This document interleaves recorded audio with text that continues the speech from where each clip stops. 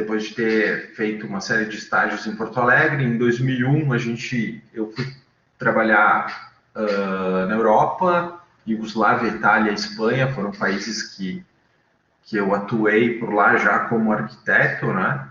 Foi uma passagem bem bacana. A partir de 2001, final de 2001, atuação autônoma, né? Aí, em 2004, o primeiro escritório em sociedade, a STA, em Caxias do Sul. A gente realizou muito projeto, algumas amostras aí na tela dos projetos, né? 2016, então, a gente encerrou as atividades da STA e eu iniciei a TFA, né, fundando o escritório totalmente próprio, né? Até agora, 2021, né? Falar um pouquinho do processo de projeto e execução, né? Desde o contato do cliente, ele se inicia, né? Depois passa pelo briefing, passa por estimativa de custos, né? É muito importante a gente ter bem presente sempre quanto que custa a execução de um projeto, né? A compleição dele, né? Para informar o cliente. O cliente, geralmente, ele é leigo, né? E é importante a questão dinheiro, principalmente no Brasil, né? E especialmente em momentos em que existe uma oscilação grande de preços, né? Depois de toda essa conversa, depois do briefing, depois da estimativa de custos, se parte para os estudos de viabilidade, né? Sejam eles pequenos, sejam eles numéricos, né? A gente precisa atestar de que o que ele quer é possível. E aí, depois, sim, a gente começa a trabalhar com design preliminar, anteprojeto, né? Imagens, até a aprovação do cliente. Depois dessa aprovação, a gente passa a fazer aquela parte de aprovações em órgãos competentes governamentais, né? Prefeituras, órgãos de saúde e outros órgãos dos quais meio ambiente, que a gente precisa a validação para fazer com que a autorização saia e a gente consiga executar aquela obra. O projeto executivo é uma parte importante do projeto, ele sempre tem que estar presente, né? É ele que detalha tudo aquilo que a gente pensou em anteprojeto. Dessa forma, o projeto executivo, ele é talvez o produto mais importante do escritório e de qualquer escritório, né? A gente precisa dizer o que a gente quer fazer, senão alguém vai dizer por nós. Então, é melhor que a gente diga do que qualquer outra pessoa venha e comece a dar seus pitacos e tal. Não que isso não possa acontecer, mas o importante é desenvolver isso junto aos fornecedores, junto ao cliente, calcado num orçamento, para a gente conseguir realizar a nossa visão, né? Antes até do projeto executivo, a gente realiza a compatibilização de projetos, né? Uma fase também importante para evitar toda dor de cabeça e perrengue que pode acontecer numa obra. O gerenciamento e execução a gente faz no escritório para obras de pequeno porte e a execução é aquele olho fino na obra de todo dia, né? E o gerenciamento é a gestão da obra, ou seja, é a parte administrativa dentro do escritório. Orçamentação, cotação com fornecedores, organização da obra em si, né? E na execução é a fiscalização da mão de obra. Mas por final, ou durante toda a obra, a gente realiza as fotos do andamento dessa obra e dependendo do caso, a gente executa o as-built, né? Que é gerar documentação igual a de projeto, só que exatamente como foi construído no canteiro de obras. No último passo é importante também, a gente faz, nem sempre, mas costuma fazer, é o feedback, né? O feedback do cliente é importante, ele pode ser realizado tanto de forma bem clara como de forma oculta, mas esse feedback é muito importante até para os processos do escritório, porque às vezes tu produz coisas e se dedica a certos momentos do projeto e obra que nem sempre o cliente acaba utilizando. Então, o feedback acaba por otimizar nossos processos. Vamos lá, Thaís. Um pouquinho do portfólio, tá? Esse portfólio apresenta só um pouco do que a gente já fez nos últimos tempos aí, os mais atuais, os mais relevantes, né? Pode ir passando. São alguns projetos construídos, outros em obra, outros em projeto ainda, né? Tanto na cidade de Caxias como fora daqui.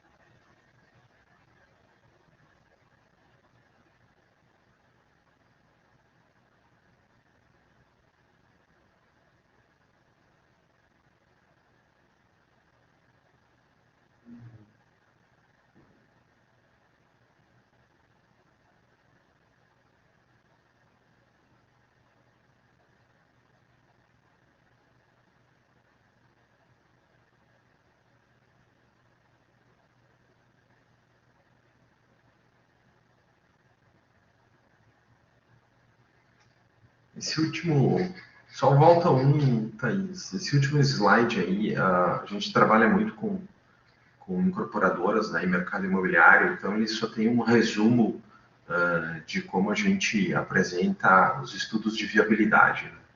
Né? Ele tanto precisa ter uma viabilidade urbanística, né, de índices e áreas, assim como uma econômica. E os elementos que compõem esse estudo, né, são plantas, são estudos volumétricos rápidos, né, zoneamentos e desenhos de planta que demonstrem as diretrizes que o plano diretor está te impondo, né? Então, isso tem que ser de forma muito rápida, porque o mercado imobiliário é um mercado dinâmico, né? Então, é algo que a gente consegue fazer por muita prática também, né? Experiência bastante rápido. Né? Isso é uma coisa que para certos mercados de arquitetura é muito importante, né? Velocidade.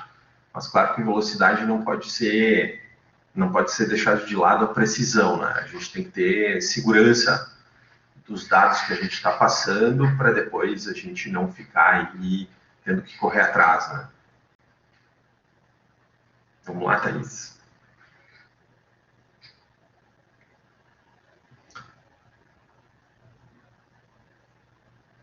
Pessoal, feita essa primeira parte aqui, a gente até passou mais rapidinho alguns slides, porque era de uma apresentação anterior, o foco hoje é o assunto, né, de me formei e agora. Então, a gente acabou passando um pouquinho mais rápido.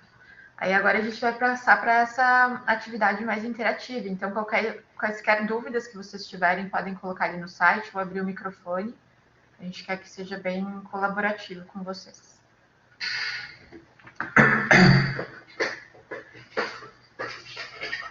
Aqui tinha o logo das BEA, sumiu, não sei porquê.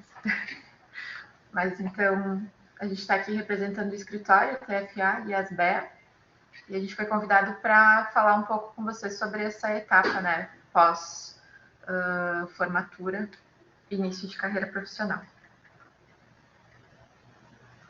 Então, a gente começa aqui a apresentação trazendo a questão de vocação profissional. Então, a gente gostaria de saber o que vocês acham, se existe vocação profissional, se vocação profissional se desenvolve.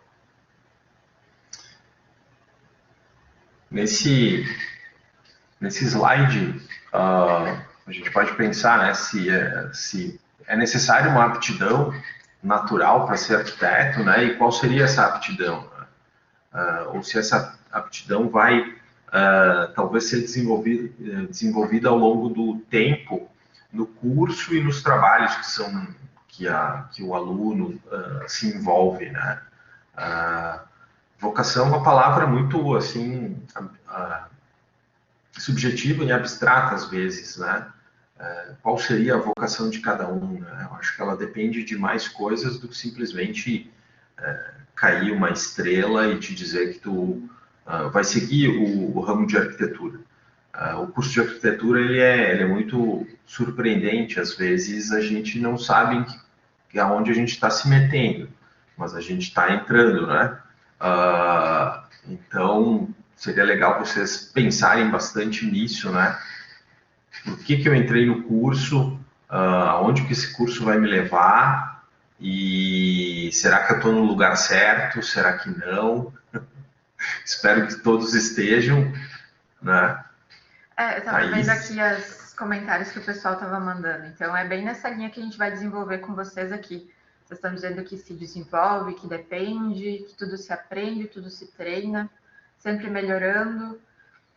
Nessa linha que a gente vai discutir com vocês. Eu também, particularmente, acho que a gente até pode ter uma vocação que foi construída na nossa vida, né? Mas a gente também pode desenvolver uma vocação. Então, aqui a gente já parte para esse item que seria herança contextual e familiar.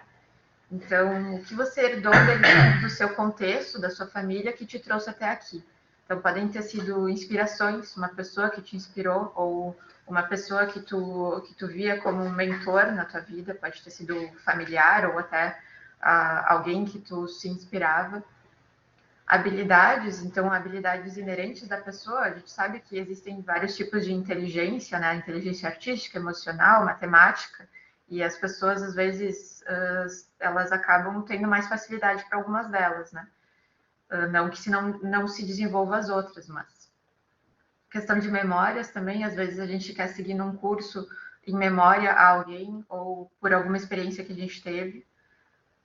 Por oportunidades, então, também, às vezes, tem oportunidades que surgem que acabam direcionando a gente para alguns caminhos. A questão de educação, às vezes, ter uma pessoa na família que é arquiteto ou que é artista pode nos levar para esse caminho também, entre outros. Nessa parte desse contexto é importante porque o curso de arquitetura e depois a profissão de arquitetura, ele congrega uma série de outras atividades, né? Não é só um desenho, não é só uma obra, não é só um trâmite burocrático numa prefeitura, né? A gente está trabalhando primeiro com o intangível, né? Então a gente começa a materializar uma ideia através de um papel, através de um software, só que ao mesmo tempo aquela ideia é uma espécie de comunicação. Então o que tu está botando ali são tuas experiências, né? Que tipo de experiências vocês têm? Né? Que tipo de inspiração vocês têm? Que tipo de pessoas vocês se relacionam? Quais são os círculos de amizades e relacionamentos? É aquilo que vai te formar como arquiteto, né? E todo esse conjunto de experiências vão fazer parte da mensagem que tu quer passar como arquiteto, né? Quando tu olha um prédio, quando tu faz o design de um imóvel ou de uma casa, ou qualquer outra coisa, existe uma mensagem intrínseca ali. Ela é subliminar, mas ela pode até não ser entendida, mas ela vai ser sentida com certeza. Então, o contexto que vocês se encontram moldam vocês como arquitetos, né?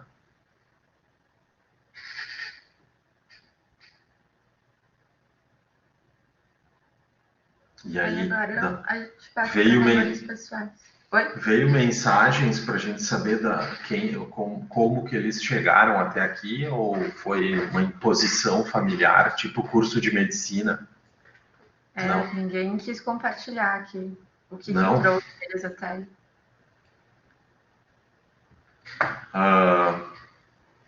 Vamos avançar.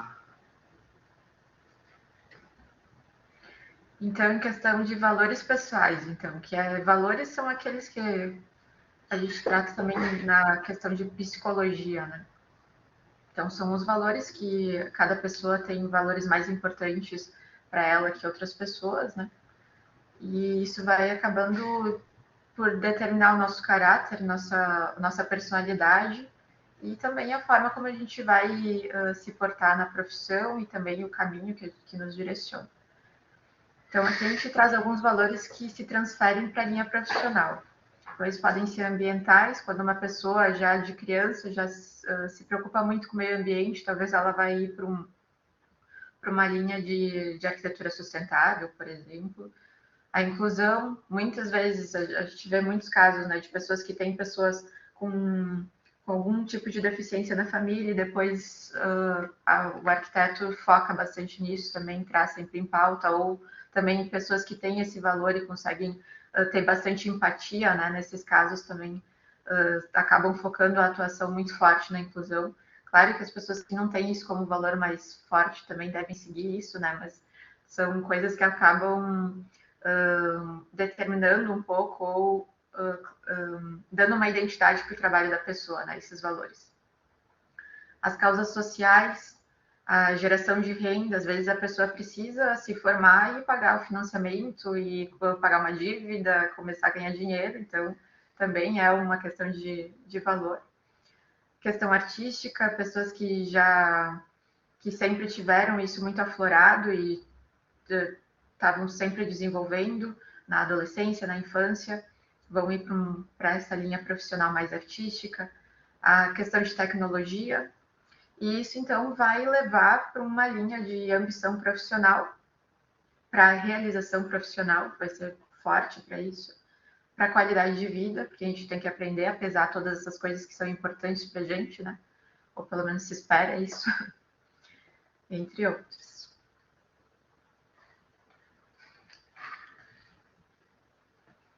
Posso passar, Tadir? Quer complementar?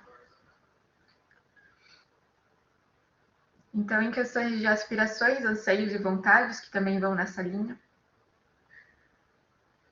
a gente pergunta para vocês o que é importante para você, nesse contexto que a gente está falando, né?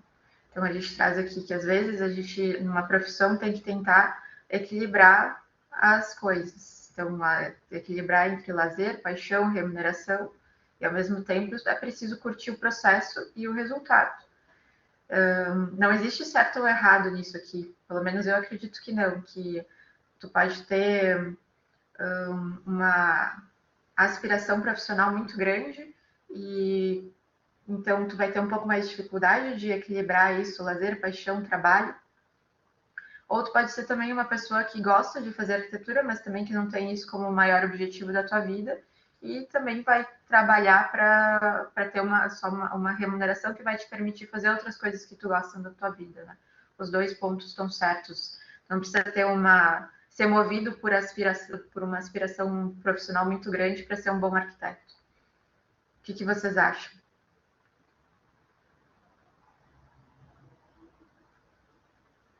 Tagiro, o que tu acha? Teu microfone está desligado, Tagiro. A arquitetura, como qualquer outra área de atuação, é uma profissão, né? Ela é uma profissão. Então, ela pressupõe que se ganhe dinheiro com ela também, né? Evidentemente que talvez as pessoas se sintam mais livres fazendo aquilo que gostam, né? E aí tudo se torna natural, né? Mas a profissão de arquitetura, ela talvez seja uma das mais prazerosas, né? Porque ela envolve algo que é sempre novo, né? Nada de errado com quem faz sempre a mesma coisa, tá? Em arquitetura, e tem bastante, né? O importante é equilibrar, né, o tempo livre que tu vai ter, né, a paixão, que às vezes ela pode ser momentânea ou duradoura, né, com a remuneração, porque a gente sim tem que pagar nossas contas, né, mas ao mesmo tempo ela tem que ser prazerosa, né, pelo menos como a gente entende, né. Mas ela pode ser um simples negócio também, né, e ser escalada de tal forma em que tu tenha um retorno financeiro muito grande, porém tu abandona um pouco daquilo que talvez se aprenda muito na faculdade, que é ter prazer na projetação, né, e na atuação, né, do ofício de arquiteto. Acho que é legal, como está escrito aí mesmo, curtir o tempo inteiro, né? Tem as partes bem legais, tem as partes não tão legais, né?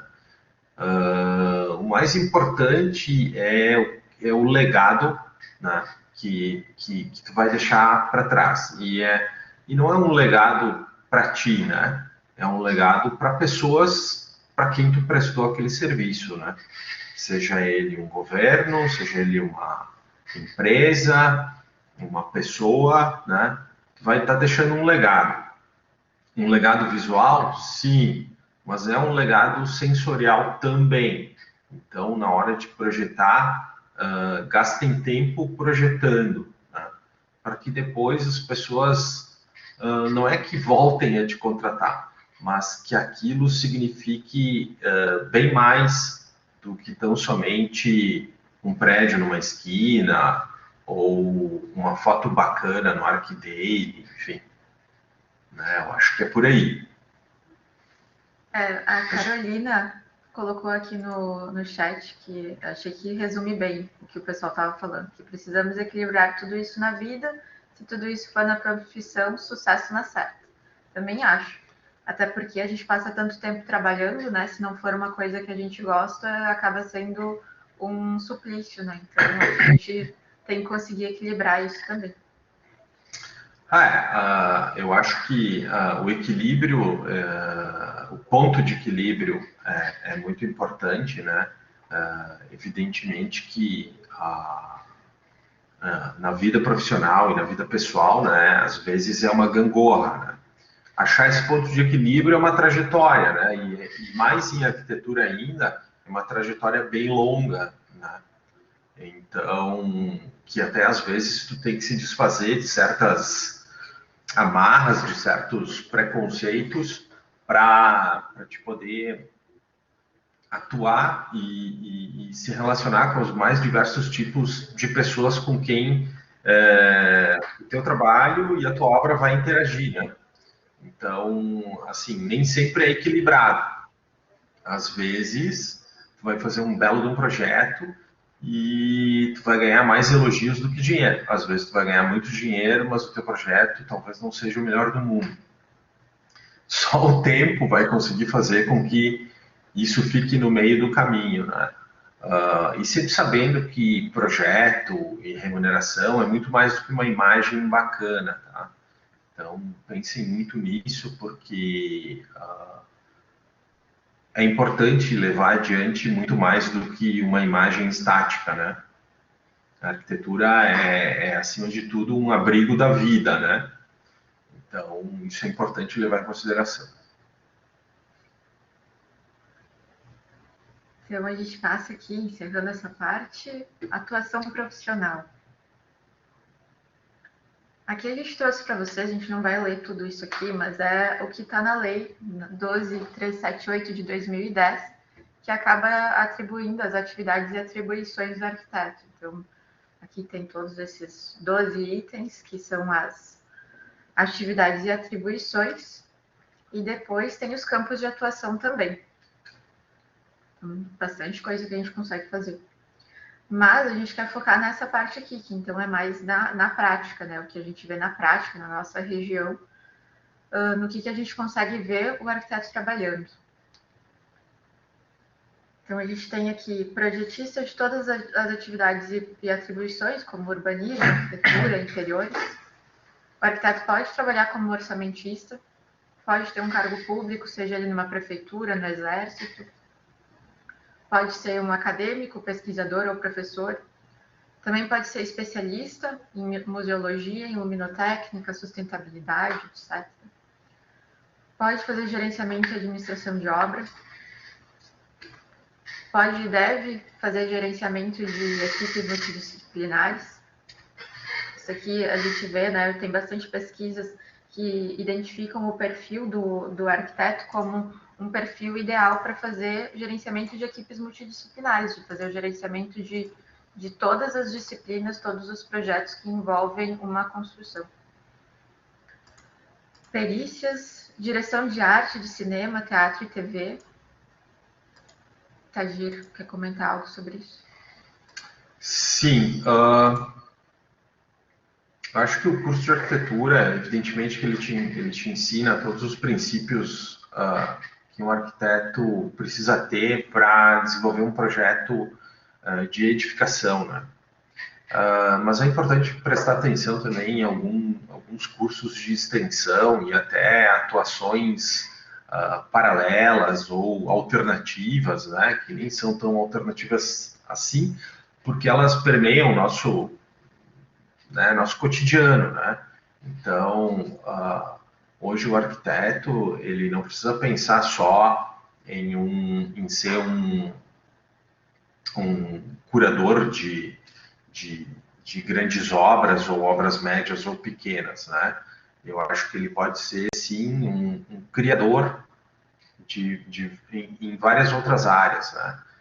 Direção de arte para cinema, teatro, TV, ou até mesmo exibições de museus, pode ser um caminho a se seguir. Design de produto é outro campo muito bacana e oferece um mercado enorme, né? Hoje, e até antes disso, né, a gente tem ali, não sei se a gente colocou, Thaís, mas a questão de projeto de reformas, né? A questão da visualização, renderizações e divulgações também é um ambiente muito bacana, porque ele te coloca em contato direto com clientes, até antes mesmo de se formar, né? Com clientes que depois podem virar clientes de arquitetura, né? Também conheço vários arquitetos que vão para o ramo da arte, né? Ou belas artes, né? Fotografia, escultura, pintura, gravura, e acabam, então, contribuindo para o ambiente de arquitetura construído, né? Com as suas obras, ou mesmo atuando em parceria com escritórios de arquitetura. Eu acho que assim, a formação de arquitetura pode te garantir atuação em diversas áreas, né? A faculdade, às vezes, não apresenta essas áreas para o aluno, mas elas estão ali, né? E estão à disposição e tem demanda, né? Talvez até muito mais demanda do que a arquitetura por edificação. Acho que mais adiante a gente tem um slide que mostra os campos de atuação, né, do arquiteto e a porcentagem da população brasileira que contrata arquitetura e a porcentagem a qual não contrata, né? Vocês vão ver que é uma pequena parcela que contrata arquitetura, né, arquitetura de interiores, o urbanismo, e tem uma grande parcela que não contrata. E tem todas essas outras atividades que daqui a pouco o arquiteto não está olhando, mas deveria, porque, acima de tudo, a gente é criador de espaços, né? E por que não a gente não criar um espaço virtual como num game, por exemplo, né? Eu acho que é importante para o aluno ficar ligado em outras áreas que não o da edificação, né? Edificação também, mas todo mundo quer fazer edificação, né? Então, temos outras coisas e outras contribuições a dar também para uma cidade, para um país, enfim, né? Para um ambiente construído. Eu acho que também é muito importante pensar que o ambiente de arquitetura está cada vez mais saturado, né? E claro que todo mundo deve poder conseguir seguir fazendo o que gostaria, né, na profissão, mas também é bom olhar para os lados e ver que tem um leque bem grande e talvez experimentar algumas coisas diferentes aqui que podem ser feitas por arquitetos, tipo, como o Tajir falou, design de games, né, que é uma coisa tão diferente e que é uma coisa de nicho de mercado e que talvez não vai encontrar na região, mas vai encontrar em outros países e até para trabalho remoto. Não são coisas tão usuais, mas que estão aí, a gente vê que tem arquitetos trabalhando com isso, né? Então a gente até queria saber de vocês se vocês conseguem pensar em outros campos inusitados para arquitetos e urbanistas. Vou deixar um tempinho aí para vocês pensarem e compartilhar.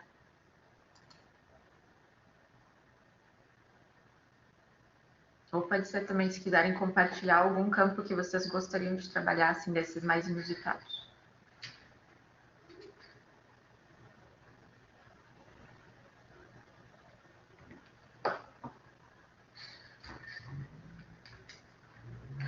Eu ia comentar quando vocês falaram, eu não sei se o pessoal do grupo da arquitetura viu, essa semana alguém estava pedindo no grupo se alguém se interessaria em fazer um trabalho de renderização de ambiente de casamento. E aí eu vi assim que o pessoal, existe o nicho, né? Se alguém estava procurando é porque existe. Então, achei bem interessante, assim, era uma possibilidade que eu nunca tinha pensado, mas que realmente, né? Quem não gostaria de já saber como o seu evento aconteceria antes mesmo de ele estar pronto, né? É uma possibilidade que nós, arquitetos, poderíamos atuar. A arquitetura efêmera, me parece que cada vez mais vai ganhar espaço, né?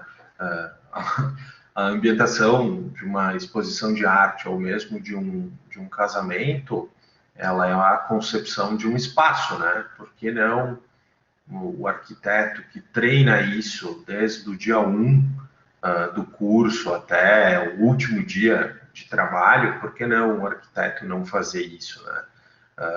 Até me lembrando agora, a gente estava conversando antes, eu tenho um arquiteto amigo que trabalha para Dior, fazendo só as vitrines da Dior em Nova York, em Londres, Paris, e ele tem formação de arquitetura, ele foi mais para o lado também do design, enfim, até design de roupa, e acabou por, então, ambientar essas vitrines para essa marca.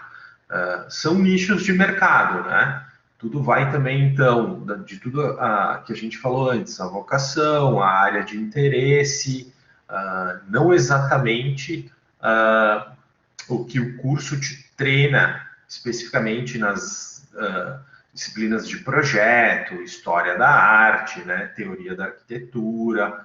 Né? Eu acho que tu juntar a tua experiência pessoal com aquilo que tu aprende na faculdade de arquitetura pode te abrir um nicho novo, né? E um nicho que não é explorado pelo arquiteto ainda. Né? Eu acho bacana pensar nisso como, ou, a Thaís eu acho que mencionou antes, ou uma atividade alternativa, né? Que daí sim vai ser um lazer, ou como o mercado de trabalho que vai atuar, sei lá, para o resto da vida, ou pelos próximos 5, 10 anos, né? Eu acho importante o arquiteto sair um pouco daquele casulo, daquela casca do arquiteto de edificação, né? Hoje em dia, se não me engano, 80% da população brasileira não utiliza o trabalho do arquiteto, né? Somente 20%, acho que até menos que isso, se utiliza dos serviços de arquitetura e engenharia. Então, a gente fica aqui, não lembro agora o número de arquitetos formados, né? Às vezes se debatendo num mercado muito pequeno, enquanto que existe 80% que não compra arquitetura. Então, a arquitetura ela precisa permear em outras áreas, não somente a área de edificação, de incorporação imobiliária, de loteamentos. Eu acho que o que a gente consegue compilar pensando um projeto pode se esparramar para outras áreas e trazer um outro olhar, né? Uma verdadeira contribuição. A Milena comentou aqui no chat que é sair da zona de conforto, né? Também é isso. E acho que, além disso, né, a gente não comentou antes, mas a gente escolhe fazer arquitetura e urbanismo, na maior parte das vezes, com 18 anos, né? Quando sai do ensino médio. Como tu vai saber exatamente o que tu quer fazer para o resto da tua vida, né? Então, durante a faculdade, tu vai tendo contato com essas áreas diferentes. Não quer dizer que depois, quando tu estiver na tua atuação profissional, também tu não possa testar áreas diferentes, né? E como a a Milene também comentou que não conseguiu, que viu uma vaga como gestora de condomínio e implantação de obras, mas ainda não encontrou vagas para trabalhar nesse nicho. Isso também existe, né? Tudo não é tudo como a gente gostaria, né, na prática, mas a questão é de ficar ligado, né, ficar procurando coisas diferentes, às vezes aparece, né, e... Os condomínios, assim como até mesmo os clubes de recreação, dependendo do tamanho do clube, né, ele precisa ter um arquiteto ou um engenheiro, mas eu acho melhor que fosse um arquiteto, né, cuidando, gerenciando o patrimônio daquele clube, né? Então sempre vão ter reformas, projetos novos, gerenciamento de obra, execução de obra. Então, se vocês pegarem clubes como Sojipa, União, Recreio da Juventude em Caxias do Sul, acho que as Dores em Santa Maria, né? São clubes que, pelo número de associados, eles têm tanta demanda por obras, reformas, consertos, manutenções, que precisa ter um gerenciador lá. E por que não um arquiteto, né? Que vai estar lá o tempo inteiro pensando tanto o plano diretor daquele clube, como o planejamento de obras a curto, médio e longo prazo, né?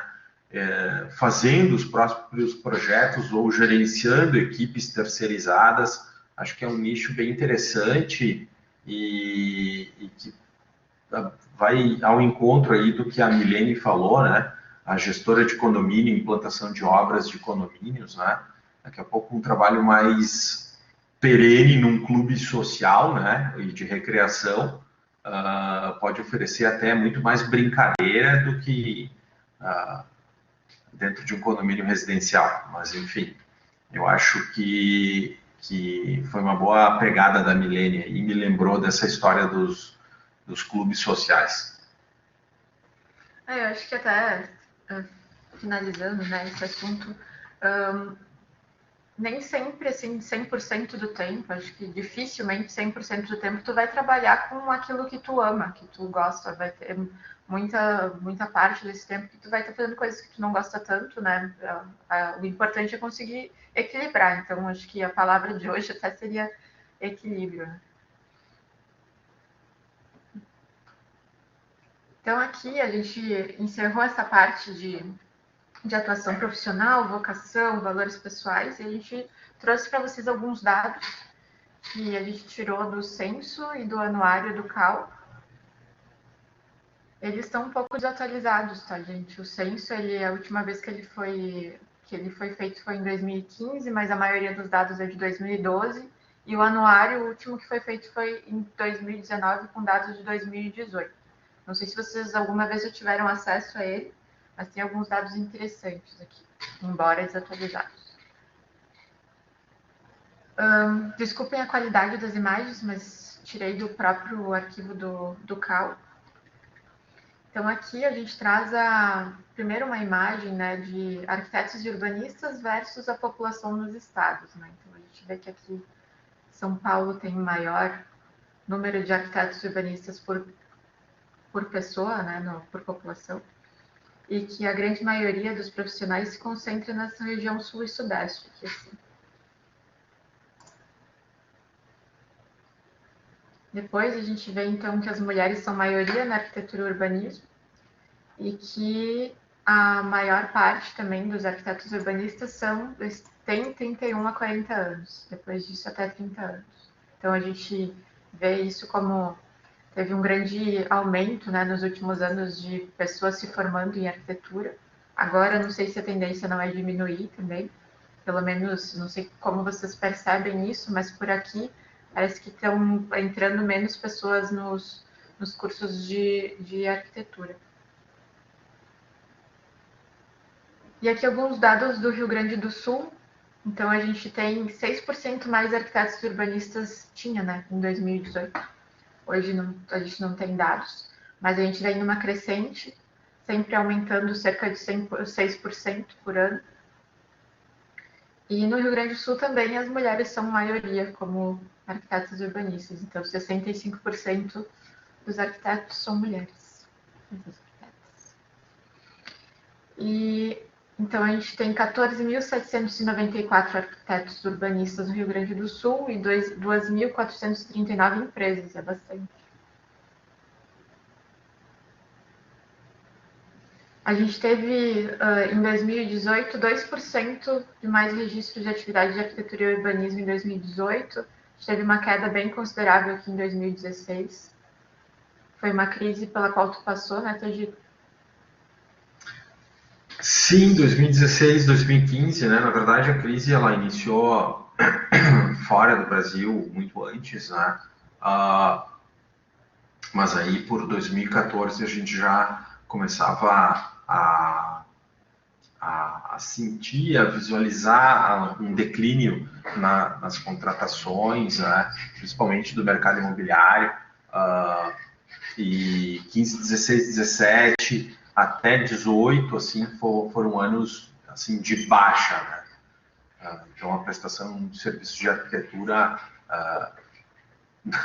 não que tenha desaparecido, mas assim o pessoal formado, recém-formado e até mesmo os com escritórios consolidados sofreram bastante nesses anos, né? Isso até é importante porque ressaltar que o prestador de serviço, seja ele qual for, mas o de arquitetura, pelo ciclo do trabalho ser muito longo, é importante sempre o escritório ou o profissional ter uma reserva boa, né, para esses períodos, né, porque eles acontecem. O Brasil não tem uma economia estável, né, então nem todos vão conseguir ter um escritório grande ou vão conseguir ter uma atuação frequente. Então é importante para quem pensa em ter um escritório ou atuar de maneira autônoma sem ser funcionário de um escritório maior, ter sempre um giro alto, né, e uma reserva, porque pode acontecer períodos de seca, como se diz, e aí tu precisa de receita para uma série de coisas. É esse o recado sobre a crise, Thaís. E aqui então tem o dado, né, que 35% das atividades concentradas na região metropolitana de Porto Alegre. Isso também vai um pouco de encontro a essa questão das pessoas não saberem exatamente o que o arquiteto faz e não contratarem arquiteto, né? Até o Tadir comentou que a gente tinha trazido esse dado aqui, mas eu acho que esse dado não veio para apresentação, de quanto da população contrata arquiteto, mas é bem irrisório o número, e eu acho que isso também parte da gente divulgar um pouco mais o nosso trabalho e dar valor para ele, né, na medida do possível dentro do mercado de trabalho. Então, aqui trazem um dado sobre o nível de escolaridade. Então, a gente vê que os arquitetos urbanistas eles estão sempre buscando por atualização, e 1/4 do total possui pós-graduação. Então, aqui a gente tem 66% com superior completo e depois 25,49% com pós-graduação. Mas, assim, a gente acredita também que seja muito importante a atualização, mas não somente com pós-graduação, podem ser também cursos assim para se atualizar de softwares ou para se especializar em coisas, não precisa ser necessariamente uma pós-graduação, né? Mas é muito importante estar sempre atualizado, sempre buscando aprender mais.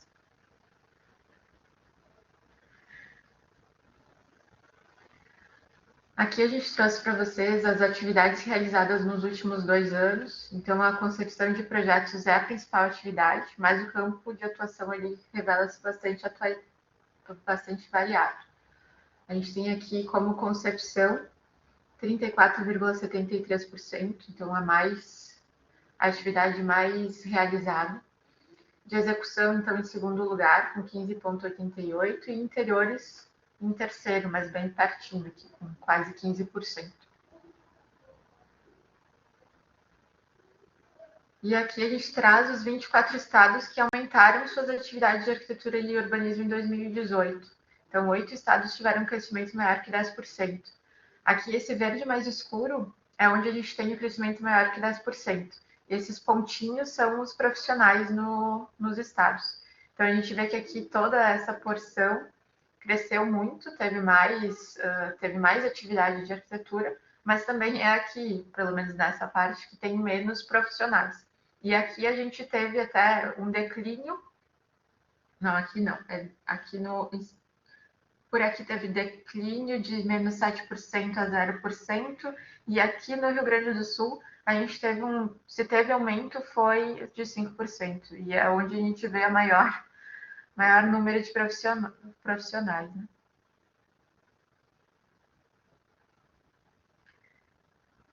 Aí, esse dado também é interessante, que a gente tem 23.928 empresas de arquitetura e urbanismo no Brasil.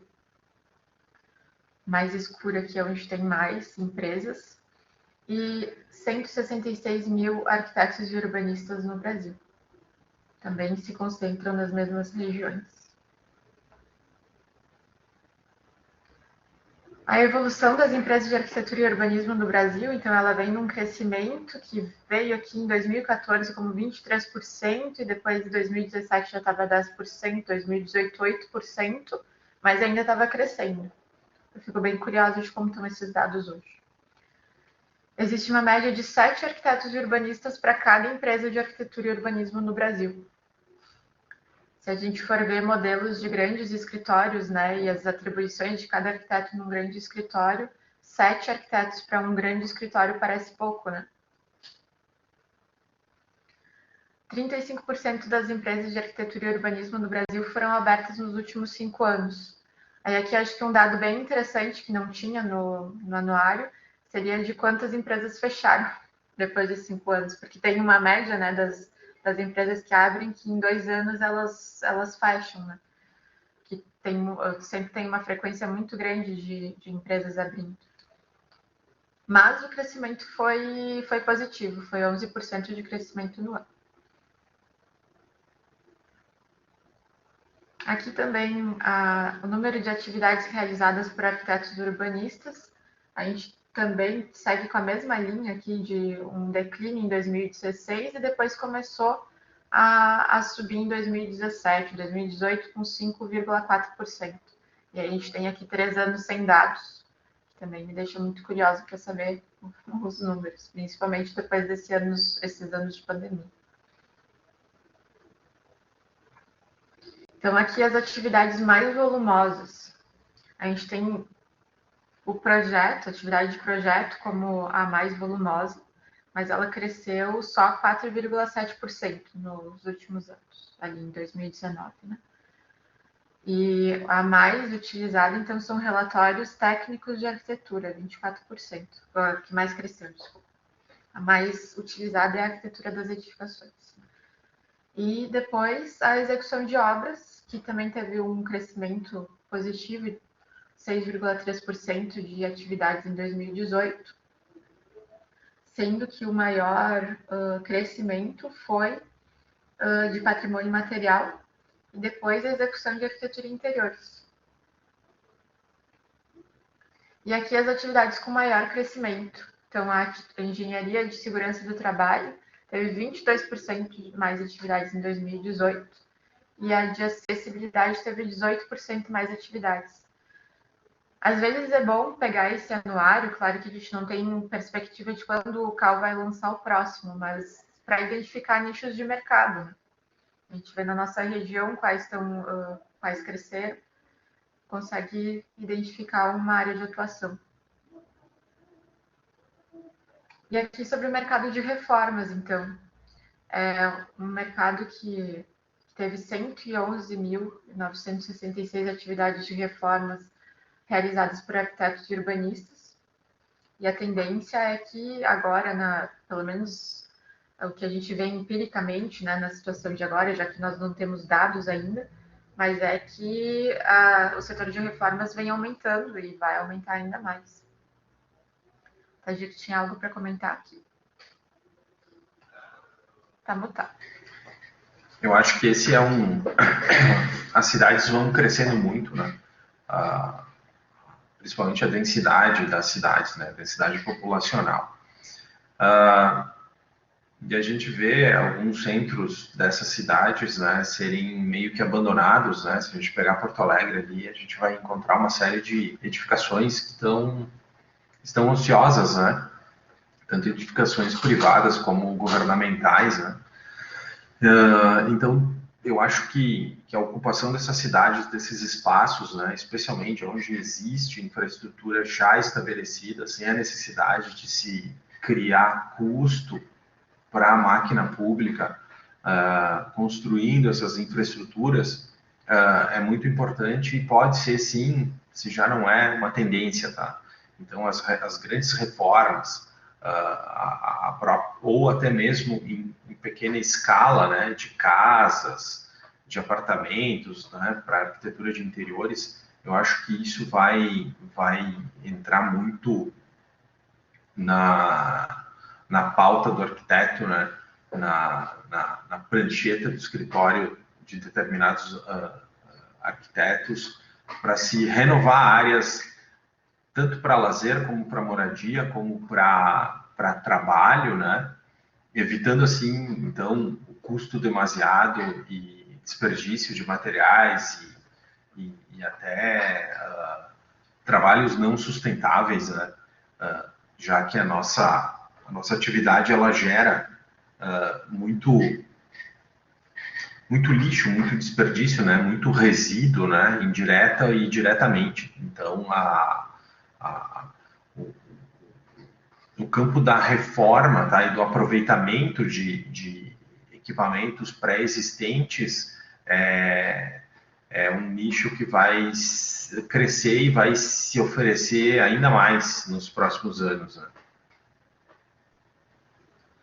E é inclusive um assunto de sustentabilidade, né? Porque quando tu faz um retrofit de uma edificação que estava inutilizada, nada mais é que um reuso daquilo, né? De uma estrutura que já estava ali e que a prefeitura já levou, né? Água, luz, toda a infraestrutura de uma cidade. Então, o retrofit está dentro da reforma também, né?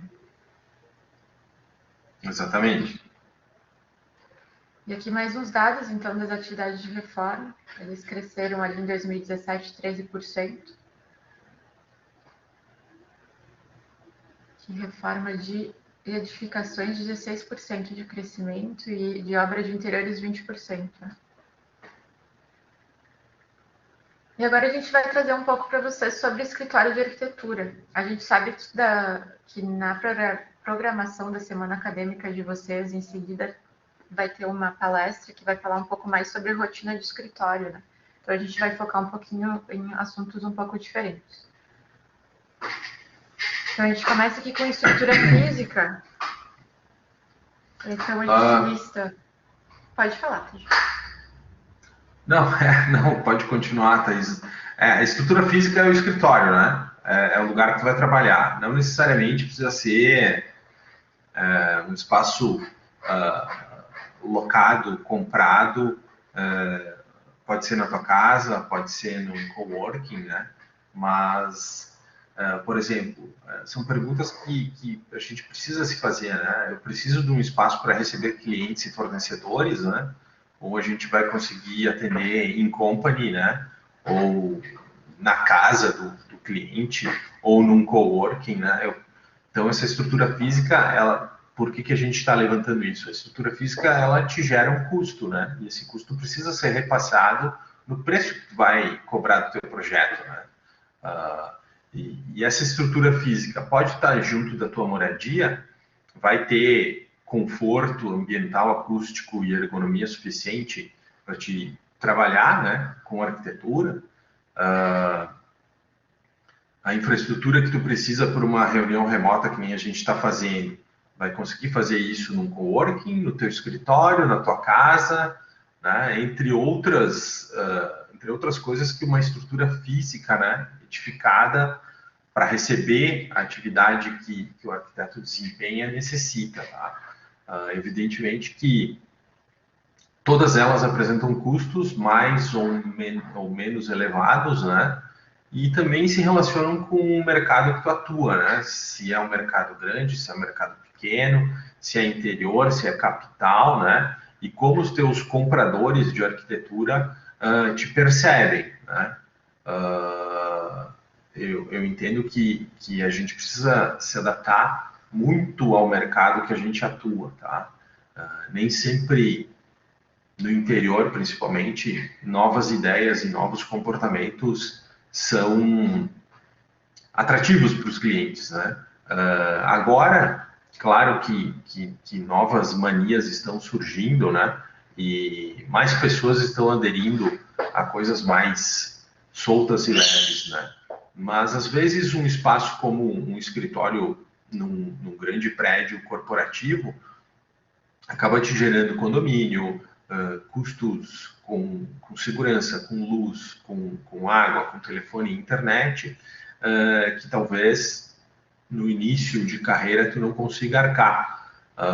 Então é bem importante se pensar naquilo que tu precisa para exercer tua profissão e elencar que espaço tu vai começar a usar quando tu te forma. Claro, se tu for montar um escritório, né, com amigos ou sozinho, a partir do momento que tu está de funcionário num escritório maior, a estrutura física passa a não ter um custo direto para ti, né? Mas vai também refletir daqui a pouco no salário, né? Então tem que prestar bastante atenção nisso, né? Softwares, tá? Softwares é um perrengue, é um perrengue eterno. O software, todo software bom, ele tem custo, tá? Existem softwares livres, existem. Eles são tão bons e tão práticos como os pagos? Não sei, precisa testar. A experiência que a gente tem aqui no escritório é que a gente usa o Revit, né? Antes usava AutoCAD, agora usa menos. Usa o SketchUp também, mas cada vez mais abandonando o SketchUp, né? A gente está migrando para ficar BIM 100% mesmo, né? Esses softwares, eles têm um custo, e eles vão ter um custo para qualquer escritório, para qualquer pessoa que está atuando, né? A menos que o teu mercado, o teu cliente, quem te compra, não exija certas funcionalidades e operacionalidades e produção, né, do teu escritório. Então, o ideal é sempre estar com o melhor software, mas assim, aquele que atende o teu cliente e não que sirva só para ti porque é mais fácil ou tem mais recurso, né? Mas o rol de softwares, ele é bem grande, né? Tu precisa de um modelador, tu precisa de um software de representação gráfica, tu precisa de softwares de gestão, né? Como o pacote Office, MS Project, tu precisa renderizar, né? Tu tem que mostrar para o teu cliente como é de maneira fotorrealística o teu projeto, né? Então, o que é melhor, o software livre ou a licença paga? Na verdade, eu não sei dizer direito, tá? Porque eu nunca usei software livre. Então, me parece que é assim, tem que se testar, né? Tem que testar os softwares, se conseguir, quanto mais testes tu fizer, melhor, né?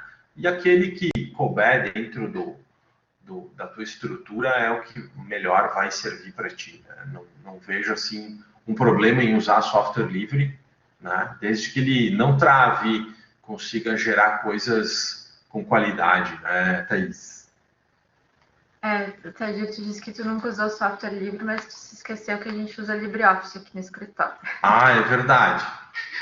Então, é bem... E ele apresenta perrengues, de vez em quando. Então... É que nem o Thaís estava falando, a gente escolhe, né, onde investir aqui, né? Então, a gente tem a licença do Revit, que é o que mais nos dá resultado e o que nos faz ter uma diferença competitiva no mercado, né?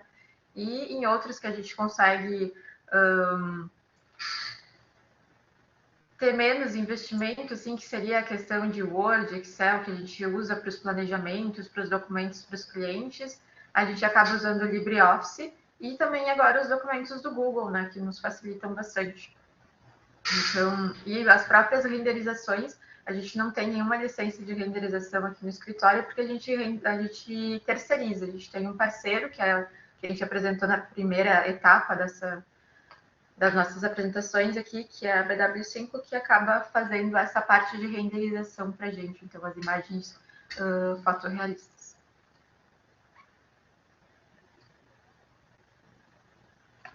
Equipamentos. Aqui também é uma questão assim que acaba onerando bastante o escritório, porque não adianta, vocês já devem estar cansados de saber também que arquiteto precisa de máquina boa para trabalhar, e a máquina boa, ela infelizmente acaba ficando obsoleta cada vez com mais rapidez, né? Então a gente tem que estar sempre atualizando, melhorando, investindo nas máquinas. Isso é um custo que tem que ser muito bem previsto e ser colocado, né, quando tu vai fazer um orçamento para um cliente. Equipamento, né? Como a gente depende do dólar, assim como o software, né? O grande problema é que a gente tem uma moeda fraca, tá? O real, ele é fraco perante outras moedas. E esses softwares, assim como os componentes de computadores, impressoras, né? Eles são vendidos em dólar, né? Então a gente acaba por pagando um preço muito alto, né? Pela nossa economia ser fraca. Ou, evidentemente, que outros equipamentos, como mobiliário, né? Ele é importante porque é o lugar que tu vai passar boa parte do teu tempo, né? Entre outras coisas, né? Tu precisa ter um espaço para trabalhar que te deixe bastante à vontade, né? Para te poder criar, para te poder desenvolver aquilo que tu foi contratado, né? E esses equipamentos têm um custo. O mobiliário até é um custo que muitas vezes tu tem uma, duas vezes, né? 3 vezes. Agora, computador, primeiro porque ele vai ficando obsoleto e o software vai ficando cada vez mais pesado, né? Computador e impressoras menos, mas computador, laptop, sempre vai ter que se estar investindo, né? Para conseguir suportar os softwares, tanto que tu utiliza como de internet, como de outras coisas, ele poder desenvolver bem, né? Impressoras e plotters até acho que não são tão importantes assim, né? A gente pode terceirizar impressões tranquilamente, né? Plotagens, mas sempre bom ter talvez uma de grande formato, né? Até uma A2, eu acho que é o suficiente, não precisa ter um equipamento tão grande, né? Não vejo muito sentido nisso, porque ele acabou gerando nos últimos tempos, aí, últimos anos, o plotter ele te gera um custo bem alto, né? Com, com tinta, com papel, né? Às vezes tu não consegue repassar esse custo. Então, o ideal é imprimir fora e mandar e receber isso pronto, né? Mas já computadores não. Computadores tu vai conseguindo fazer upgrades, mas chega uma hora que tu tem que investir pesado, né? Para que aquele computador então te dure mais, sei lá, 5 anos, fazendo mais upgrades, né? De qualquer maneira, computadores e softwares a gente não tem muito o que fazer, não tem muito como escapar, né? Esse é um custo que sim tu vai ter. Tu até pode trabalhar em casa, mas tu tem que ter um computador bom. A gente não colocou aqui a cafeteira, mas também é bem importante. Depende. A cafeteira é como se fosse um plotter, uma impressora. Eu vou passar um pouquinho mais rápido, que eu vi que agora já são 7h12 e a gente tem uma atividade ainda. Então, aqui na gestão, toda a parte de contabilidade, marketing, planejamento dos processos do escritório, as operações que serão feitas e o tempo que elas levam. As pessoas, vai trabalhar com mais gente. E as associações. Então, de associações que são conveniadas ao CAL, né, que são identificadas pelo CAL, a gente tem o IAB, do qual eu sou secretária do Núcleo Caxias, então aqui de Caxias do Sul. O IAB é uma instituição assim, bem aberta para todos os arquitetos. Eu tenho certeza que se qualquer um de vocês quiser participar do instituto, no seu núcleo, da sua cidade, eles vão ser bem abertos. E a questão também de anuidade é bem tranquila e bem flexível. A FNA, a ASBEA, que o Tagi vai falar um pouquinho mais depois, a ABEA, que é a Associação de Ensino e Arquitetura de Urbanismo, a Associação dos Paisagistas e a FENER. Gente, a ASBEA é a Associação Civil, né? A sucursal Rio Grande do Sul se encontra em Porto Alegre e é uma associação que reúne aí possivelmente os maiores, mas não sei se os melhores, mas provavelmente sim, né? Os melhores e maiores escritórios do Rio Grande do Sul, né? Mas eu acho que os mais atuantes e mais interessados num resultado mais do que positivo para o arquiteto, para o escritório de arquitetura, né? E é uma associação que ela conjuga uma série de qualidades, tá? A curadoria que a ASBEA faz dos assuntos que ela trata são bastante de qualidade bastante elevada, né? A capacitação que a ASBEA procura fazer com os escritórios associados, né? É bastante grande, né? Então lá a gente tem uma série de programas e grupos de trabalho de softwares, né? Principalmente o BIM agora, de normas, né? Em função da norma de desempenho que saiu lá em 2015, existe lá em Porto Alegre e também para os associados de Torres, Santa Maria e Caxias do Sul, grupos de trabalho de plano diretor, né? E atuação perante aos órgãos públicos das cidades, né? Mas o principal das BE é a capacitação, né? Pelo menos é o que eu considero a capacitação que eles conseguem promover para o escritório associado e interessado, né? A troca de ideias com os escritórios de arquitetura, principalmente quando existiam os eventos presenciais, né? Era muito legal. Vai voltar isso agora, né? Em breve. É uma associação que procura a mais alta qualidade, né, na execução do trabalho de arquitetura, tanto desde a prancheta, seja ela virtual ou física, né, até a obra lá no final, né. Essa é a ASBEA. Gente, espero que não tenha sido muito chato, que tenham gostado. O tempo é curto e é isso aí. Qual é a atividade, Thaís? A gente tem um Mentimeter para fazer. Bem rapidinho. Não sei se vocês já trabalharam com Mentimeter ainda. Deixa eu só mudar o compartilhamento de tela aqui.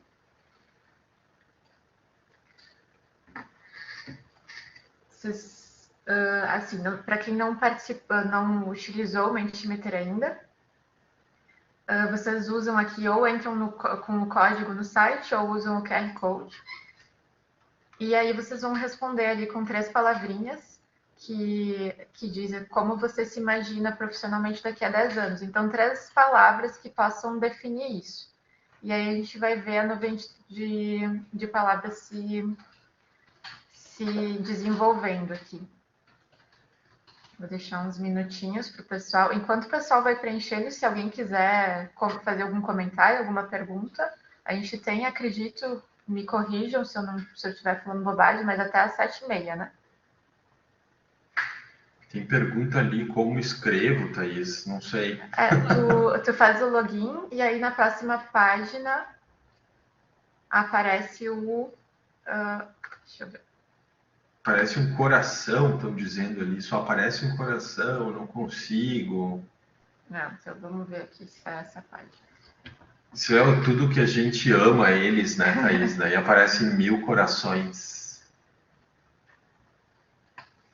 Agora apareceu para vocês? As palavras? Tá. Beleza.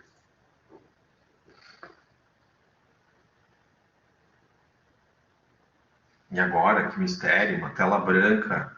Vamos começar a desenhar nessa tela branca aí, Thaís. Será que esse pessoal aí sabe desenhar à mão livre ou só no computador?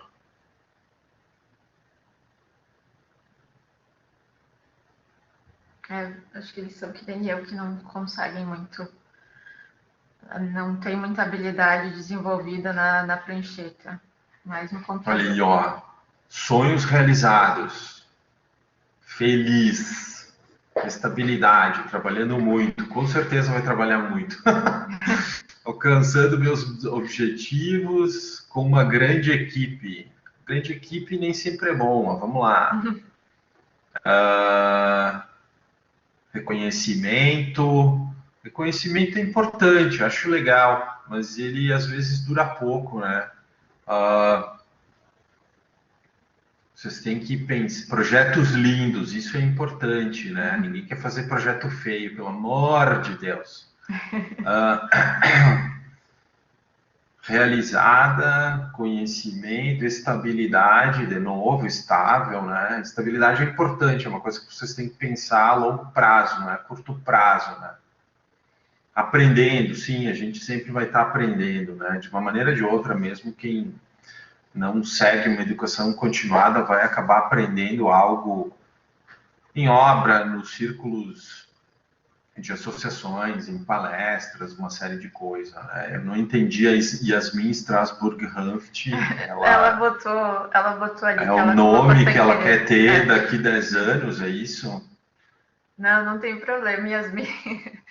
Se tu nunca tinha usado, né, é uma plataforma nova. Mas eu não consigo tirar, infelizmente, vai ficar ali. Não, é legal. Eu também tenho um nome que eu vou ter daqui 10 anos, né? Tagir Fattori. Que mais? Fazendo o que gosto, com várias obras, estabilidade e realização. Gente, é bem isso, tá? Se eu for pegar aqui dessas palavras que colocaram, trabalhando muito, sim, vocês vão estar trabalhando muito porque o arquiteto, por mais que queira deixar o trabalho no escritório, como é um trabalho cerebral, né? Vai estar sempre contigo, tá? E o trabalho de arquitetura, ele quase não termina, né? Ele inicia e quase que não termina. Tá? Mas ele termina, mas ele demora. O ciclo de trabalho, ele é bem longo, tá? E a outra que eu vi aqui... eu falei de tudo, né? Projetos lindos, sim, façam projetos calcados naquilo que vocês aprenderam na faculdade, levem suas ideias ao cliente. O cliente, ele sempre vai querer a palavra do arquiteto, por mais mala que o cliente possa ser, por mais controlador, ele vai querer a opinião de vocês. E nada melhor do que o arquiteto com formação, com boa formação, para dizer o que ele tem que fazer. Se vocês forem seguros nas suas opiniões, na hora de uma reunião, na mesa de negociação, numa obra, seguros de como falar, o cliente sempre vai vir contigo, né? Que mais aqui? Fora do país. Fora do país. Quem é que escreveu fora do país? Qual país? Ana Paula Petri. Aonde que tu quer ir, Ana? Fora do país é legal. Outra, a Júlia também quer ir para fora. Não, eu acho que assim, se vocês se formarem com láureas, fiquem no Brasil, né? A gente precisa de bons arquitetos. Né? Agora, se der tudo errado, daí sim, daí vocês podem ir embora. Vamos lá. Não, mas viajar bastante também é muito importante, porque a gente acaba criando repertório, né? Boa, Thaís. Boa. Viajar é legal porque consegue ver as coisas que estão nas revistas e se não estão nas revistas, sempre tem uma cultura diferente para cultura tanto, né, de país como cultura de construção e projeto para se observar. Mesmo no Brasil, no Rio Grande do Sul, se tu pegar Porto Alegre e Caxias do Sul, tem muita diferença, tá? Tanto de projeto como em maneiras de construir. Então é importante sim viajar. E, gente, bem legal, é isso, Thaís? Isso. Já tem gente que está dando tchau, a gente precisa sair. A gente agradece muito a atenção de vocês, esperamos que vocês tenham gostado da atividade. E a gente está à disposição também, se quiserem mandar uma mensagem nas redes depois. Estamos aí. Tá bom, gente? Foi um prazer aí, legal. Então, tá. Boa Muito noite. obrigada, Thaís e Tagira. A gente fica bem feliz. Acho que o pessoal aí já curtiu bastante. Muito obrigada por terem aceitado o nosso convite. A gente também fica à disposição. E obrigado, pessoal, por ter participado. Boa noite. Tomara que vocês fiquem agora para a próxima oficina. A gente nos vê por aí durante a semana. Obrigado mais uma vez. Valeu, obrigado, Milena. Conta com a gente aí para outros eventos também. Sim, pode deixar. Obrigada. Um abraço. Tchau, Até tchau. mais. Tchau, tchau. Tchau, pessoal. Pessoal, para quem está aqui, se quiserem depois nos solicitar lá no DA o QR Code, tá? Podem nos solicitar no Insta ou lá no grupo de WhatsApp que a gente encaminha para vocês, tá? Boa noite.